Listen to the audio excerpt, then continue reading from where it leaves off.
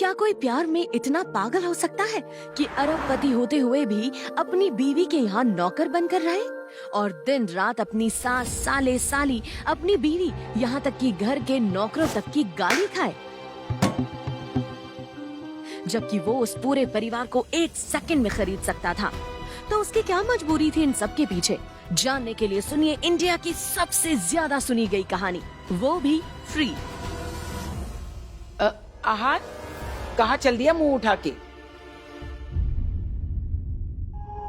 आहान, इधर आओ। मेरी सहेली की सैंडल टूट गई है, जाके पहले इसे बाजार से जुड़वा के आओ। यामिनी, ये कितना हैंडसम लड़का तुम्हारा नौकर है? नौकर नहीं, ये मेरा दामाद है, लेकिन घर जमाई बन के हमारे ही घर पड़ा रहता है। अपनी सहेलियों के साथ रमी खेल रही यामिनी ने जब ये कहा तो उसकी सारी सहेलियां जोर जोर से हंसने लगी और इतने लोगों के सामने हुई अपनी ही सास से अपनी बेइज्जती सुन आहान की आंखें शर्म से नीचे हो गई। इस घर में सिर्फ उसकी सास ही नहीं, हर कोई उसका ऐसे ही मजाक उड़ाता था। उसके साले, साली। बाइक खराब हो गई, नई बाइक के लिए पैसे दूं? आहान जीजू। यहाँ तक कि उसकी पत्नी शनाया भी। और तो और घर के नौकर भी उसके साथ नौकरों जैसा व्यवहार करते थे। बस एक शख्स था जो आहान की सच्चाई जानता था और वो था इस घर में काम करने वाला रमेश।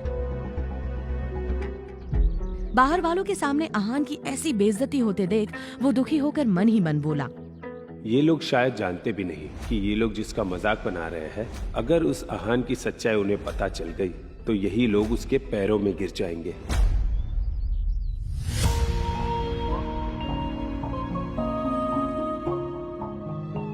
आहान की पत्नी शनाया को अपने पिता के कहने पर आहान से शादी करनी पड़ी थी और अब वो सिर्फ इस रिश्ते को जैसे तैसे निभा रही थी,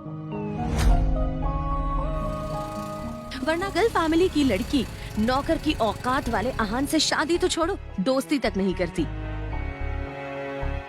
वही आहान सच में अपनी पत्नी शनाया से प्यार करता था, तभी तो इतनी जिल्लतों के बाद भी इस घर में टिका हुआ था। हेलो शनाया। आहान, कहाँ हो तुम? मैंने तुम्हें इतनी देर पहले ऑफिस आने के लिए बोला था। शनाया, वो मम्मी जी ने मुझे अपनी दोस्त का सैंडल मंगवाने के लिए भेजा है। Oh my God, I can't believe this. जिस मनहूस घड़ी में मैंने तुमसे शादी को हाँ कहा था। आहान, इस घर के नौकरों की भी इज्जत तुमसे ज्यादा है। तुम्हें शर्म नहीं आती? I don't think I can live with you anymore. हमें अलग हो जाना चाहिए। ये क्या कह रही हो शनाया? अगर मैंने तुम्हें छोड़ दिया तो? आहान अचानक बोलते बोलते रुक गया। दरअसल वो जानता था कि इस गिल फैमिली में शनाया का कोई भी साथ देने वाला नहीं था। शनाया के पापा के हॉस्पिटल में एडमिट होने के बाद से ही उसके कजिन शगुन और शौर्य, जो दादाजी के सामने शनाया को नीचा दिखाकर उसके हिस्से का बिजनेस भी हड़पना चाह रहे थे, इन सब से उससे बचाने वाला पूरे घर में सिर्फ आहान ही था। और आखिर वो वक्त आ ही गया जब आहान को शनाया को बचाने के लिए वो कदम उठाना पड़ा जिससे वो अब तक बचता आ रहा था। रोजवुड स्प्रिंग में किसी बड़ी पार्टी ने इन्वेस्ट किया है, जिससे कि उसकी पॉपुलैरिटी काफी बढ़ती जा रही। बड़े बड़े बिजनेसमैन उसमें अपना पैसा लगाना चाहते हैं, उस प्रोजेक्ट को पाना चाहते हैं। लेकिन मैं चाहता हूं कि उस प्रोजेक्ट को तुम लोग पाने की कोशिश करो किसी भी तरह। और अगर ऐसा नहीं कर सकते तो तुम सब लोग अपनी अपनी पोजीशन छोड़ने के लिए तैयार रहो। आनंद गिल की बात सुनकर सभी हैरान रह गए और एक दूसरे का चेहरा देखने लगे। तभी शौर्य ने कुछ सोचकर कहा, दादाजी, शनाया के पापा यानी शेखर अंकल, उनके अंडर में काफी सारे इंजीनियर्स की टीम है और अभी शेखर अंकल इस शहर से बाहर है और हमारा मानना है कि वो टीम हमारे हवाले कर देनी चाहिए। इससे मैं इस प्रोजेक्ट को हासिल करने में कॉन्फिडेंट रहूंगा। कई लोगों की सहमति देखकर आनंद गिल ने वो टीम शौर्य के हवाले कर दी। कॉन्ग्रेचुलेशंस। थैंक यू दादाजी। आनंद गिल ने सबको अपनी पोजीशन छोड़ने की जो धमकी दी थी उसका असर सीधा शौर्य पर पड़ा था। शौर्य सोच रहा था कि क्यों ना वो डील हासिल करके अपने दादाजी का विश्वास और जीत ले और शनाया को कंपनी से बाहर कर दे। कभी तो काम कर लिया कर यार। जब भी आता हूं खड़ा ही रहता तू। काम कर बैठ के वहां। कुछ सोचकर शौर्य ऑफिस के बाहर आया और रोजवुड स्प्रिंग के सीईओ हर्ष मेहरा को फोन लगा दिया। सर, मैं गिल कंस्ट्रक्शन से शौर्य बात कर रहा हूं। आपकी कंपनी में बिल्डर के तौर पे काम करने के लिए मैं आपका प्रोजेक्ट हासिल करना चाहता हूं। कौन है तू? और इस तरह से फोन पे प्रोजेक्ट? मतलब दिमाग से पैदल है क्या? समझता क्या है अपने आप को? एक काम कर, कल मेरे ऑफिस आ जाना। वहां बाकायदा प्रेस कॉन्फ्रेंस का इंतजाम कर रखा है मैंने। कल वहां तेरी और तेरी कंपनी की इज्जत मिट्टी में ना मिलाई ना तो कहना। अरे सर, मेरी बात तो सुनो। याद रख, कल के बाद तू कभी फोन पे डील करने की सोचेगा भी नहीं, समझा? इडियट। हेलो। अरे सर, मेरी बात तो सुनो। हेलो। ओ यार, ये क्या कर दिया यार। अभी कल कैसे जाऊंगा मैं वहां? प्रोजेक्ट तो दूर की बात, ये तो इज्जत नीलाम करने पे तुला हुआ है क्या? इतना क्यों घबरा रहे हो भाई? शनाया है ना, कंपनी का नाम रोशन करने के लिए। शगुन की बात का मतलब समझकर शौर्य के चेहरे पर एक मुस्कान आ गई। वो जल्दी से आनंद गिल के केबिन में पहुंचा। दादाजी। क्या बात है शौर्य? दादाजी, मैं कह रहा था कि शनाया कितनी मेहनत करती है कंपनी के लिए, कितना कुछ सोचती है। तुम कहना क्या चाहते हो? साफ साफ को। मैं चाह रहा था कि जो रोजवुड स्प्रिंग वाला प्रोजेक्ट है, इसे पाने के लिए शनाया कोशिश करे। वो इसलिए क्योंकि मुझे ऐसा लगता है कि अगर ये कोशिश करेगी तो ये प्रोजेक्ट हमें आसानी से मिल जाएगा और कंपनी का तो फायदा ही फायदा है। शौर्य की बात सुनकर आनंद और शनाया सोच में पड़ गए। शनाया ये समझ नहीं पा रही थी कि शौर्य के अंदर अचानक ही उसके लिए इतनी हमदर्दी कैसे आ गई। ठीक है शौर्य, तुम जाओ। ये डील शनाया ही क्रैक करेगी। All the best Shanaya. Thank you दादाजी। क्यों? कल प्रेस कॉन्फ्रेंस में शनाया की वजह से गिल कंस्ट्रक्शन बदनाम हो जाएगा और फिर हमेशा हमेशा के लिए शनाया इस कंपनी से आउट। मजा आए। अगले दिन शौर्य और शगुन एक कार में शनाया को लेकर खुद हर्ष मेहरा के हेड ऑफिस पहुंच चुके थे। जैसे ही शनाया अंदर पहुंची तो उसने देखा कि बड़ी बड़ी कंपनी के लोग वहां बैठे हुए थे। अब शनाया को समझ आ रहा था कि कुछ तो गेम खेला है शौर्य ने।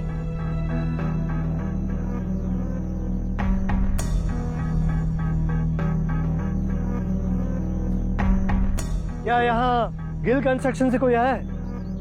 यस, मैं Shanaya Gill. I am here to represent Gill constructions. आप मेरे बगल में आके बैठ जाइए, शुरुआत आप ही से करेंगे। शौर्य और शगुन भी मीडिया की भीड़ में खड़े उस पल का इंतजार कर रहे थे जब हर्ष मेहरा बोलना शुरू करे और शनाया को वहां से बेइज्जत करके भगा दे। लेडीज एंड जेंटलमैन, ये है गिल कंस्ट्रक्शन से शनाया गिल। इस प्रोजेक्ट को हासिल करने के लिए इनकी कंपनी के किसी आदमी का कॉल आया था मुझे, और अब ये चाहती हैं कि ये प्रोजेक्ट इन्हें दे दिया जाए। तभी अचानक ही हर्ष का फोन बजा।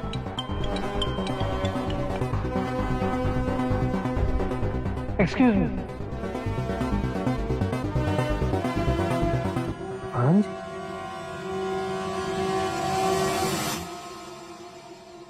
जी सर, आपको फिक्र करने की जरूरत नहीं है। ओके सर, आप जो कहते हैं हो जाएगा। या I promise you. Thanks ji.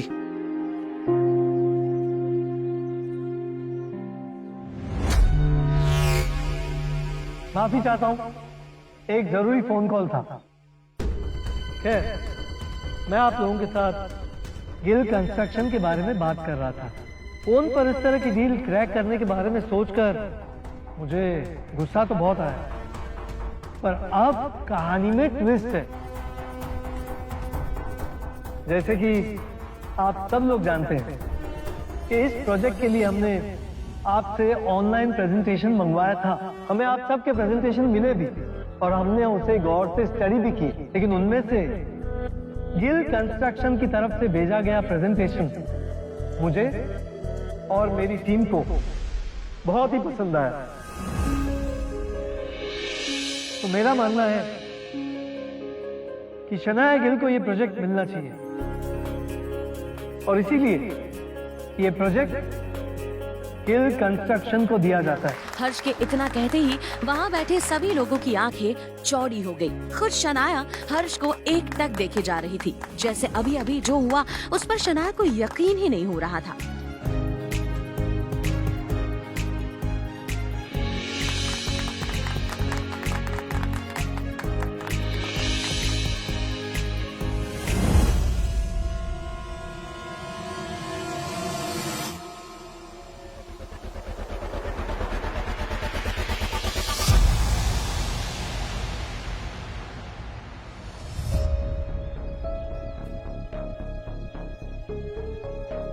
Ji sir, आपने कहा और हमने काम कर दिया। The pleasure is mine. Yeah, thank you. ये हर्ष आहान से बात कर रहा था लगता है। ये काम भी आहान का ही है। नहीं नहीं, ऐसा कैसे हो सकता है? कहाँ हर्ष जैसा करोड़पति और कहाँ नौकरों से भी गया गुजरा मेरा पति। भला उसकी बात हर्ष क्यों मान लेगा? या शायद आहान ने मुझे बचाने के लिए ये सब किया हो।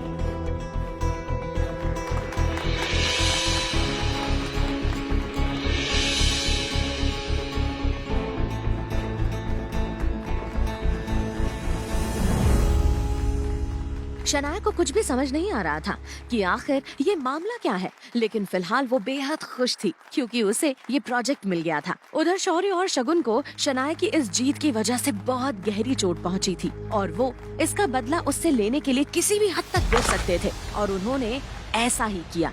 शनाया के दादाजी आनंद गिल ने भी शनाया का ये प्रोजेक्ट हासिल करने पर बाहें फैलाकर उसका स्वागत किया। वादे के मुताबिक उसे एक शानदार हवेली गिफ्ट में दी। ये प्रोजेक्ट भी अब पूरी तरह शनाया के पास आ चुका था, लेकिन शनाया को इन सबसे ज्यादा खुशी इस बात की थी कि उसने अपने दादाजी को ये प्रूव कर दिया था कि उसमें कंपनी चलाने की पूरी काबिलियत है। मम्मा, अच्छा हुआ आप मिल गई, बहुत अच्छी गुड न्यूज है। आन, तुम हर काम बर्बाद क्यों कर देते हो? अगर शनाया की मदद नहीं कर सकते हो तो चुपचाप घर संभालो। ऑफिस में जाकर पापा जी से झगड़ा करने की क्या जरूरत थी? मम्मी जी, आप ये क्या कह रही है? मुझे समझ नहीं आ रहा। अभी जो तुम ऑफिस में करके आए ना, उसकी वजह से शनाया के दादाजी ने शनाया से वो प्रोजेक्ट वापस ले लिया है। और तो और इसे गिफ्ट किया हुआ घर भी वापस ले लिया है। तुम्हें पता है ना कि शनाया के पिता शेखर इस वक्त हॉस्पिटल में है और इस घर को शनाया चला रही है। अगर तुम कुछ कर नहीं सकते हो तो एटलीस्ट बनी बनाई चीजों को बिगाड़ो मत। आज तुम्हारी वजह से हमारा ये घर बिक चुका है। हाँ, पैसे। शनाया,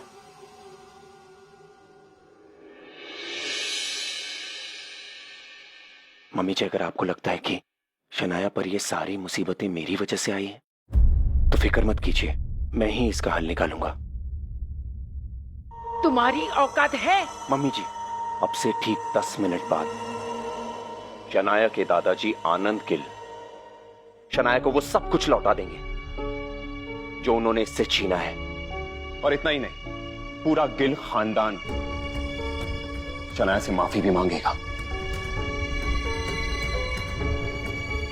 ये मेरा वादा है। शनाया की माँ आहान का ये कॉन्फिडेंस देख हैरान थी। आज से पहले किसी ने शनाया के दादा को उनके नाम से नहीं पुकारा था और यहाँ आहान, जिसकी हैसियत कल तक एक नौकर से बदतर थी, आज न सिर्फ उनका नाम ले रहा था बल्कि ये भी कह रहा था कि वो शनाया से माफी मांगेंगे। समझे ना तुम मैंने क्या कहा? 5 मिनट में ये काम हो जाना चाहिए। ओके।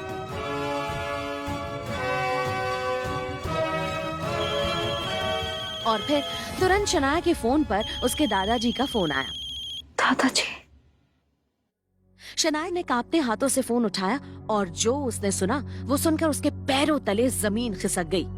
उसके दादाजी आनंद गिल सच में उससे माफी मांग रहे थे, यानी उसका शक सही था। उस दिन जिस हर्ष मेहरा के पास जिस आहान का फोन आया था वो उसका पति ही था। लेकिन नौकरों से भी बुरी हालत में घर जमाई बनकर अपने ससुराल में रहने वाला आहान आखिर इतना पावरफुल कैसे बना? क्या आहान की असलियत कुछ और है? आखिर ऐसा क्या किया था आहान और शनाया ने कि उनके दादा ने उनसे सब कुछ छीन लिया? जानने के लिए अभी डाउनलोड कीजिए पॉकेट FM और सुनिए हिंदुस्तान में सबसे ज्यादा सुनी जाने वाली कहानी सीक्रेट अमीरजादा। पॉकेट FM अभी डाउनलोड करें।